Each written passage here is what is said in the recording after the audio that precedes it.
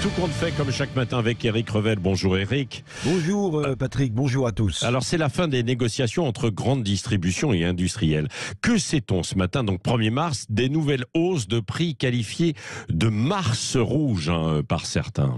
Absolument, c'est bien aujourd'hui que se clôture cette période intense de négociations entre les enseignes de grande distribution et les producteurs industriels. Producteurs qui vendent évidemment dans les super et les hypermarchés leurs produits.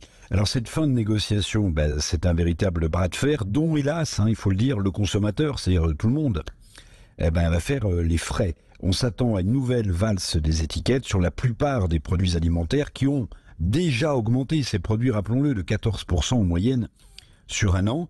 Alors avec cette nouvelle valse de ces étiquettes, certains craignent un mars rouge en matière de prix, c'est-à-dire des hausses, écoutez bien, de 20 à 30% supplémentaires, ce qui serait impensable, inacceptable pour le pouvoir d'achat de la plupart des Français. Oui, alors comment explique-t-on ces négociations entre distributeurs et industriels? Quelles en sont aussi les raisons? Patrick, la raison est simple. Les producteurs de pâtes, par exemple, de conserves, de viande, veulent que le prix de vente final, donc payé par le consommateur, ils veulent, ces producteurs, que le prix de vente final prenne en compte forcément la hausse des coûts de production, la hausse des coûts de l'énergie, des matières premières ou encore la hausse des coûts de transport.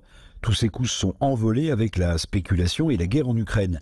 Mais les enseignes de leur côté de distribution elles vont devoir forcément répercuter ces augmentations parfois extravagantes du prix dans les produits de leur propre rayon. Alors, ce qui va être mauvais évidemment pour l'image des Auchan, des Leclerc, des autres Carrefour, et surtout, ce qui va être très mauvais pour le pouvoir d'achat des Français. Alors le gouvernement, en attendant l'addition finale, essaie de nous rassurer en estimant que ces hausses devraient être contenues entre 10 à 12%. Il y avait eu, Éric, ce projet d'un panier anti-inflation avec des dizaines de produits à prix bas. Où en est-on aujourd'hui ? Oui, on attend toujours du gouvernement son arme fatale, son arme magique, le panier anti-inflation et ces dizaines de produits qui seraient à des prix bas. On attend toujours ce panier anti-inflation de Bercy, alors qualifié d'ailleurs de gadget par l'association de consommateurs UFC Que Choisir, un panier anti-inflation que la présidente de la FNSEA, Christiane Lambert, au nom des agriculteurs, a dénoncé comme étant le panier anti-inflation de la tyrannie des prix tirés vers le bas, qui étrangle les petits producteurs au bénéfice forcément de la grande distribution. La grande distrib, elle fait du marketing. Les uns, les autres ont annoncé leur propre panier anti-inflation. Bref, on n'y comprend rien en attendant le panier anti-inflation du gouvernement comme on attend Godot. Pendant ce temps, la nouvelle vague d'inflation pourrait être un accélérateur de crise sociale dans notre pays.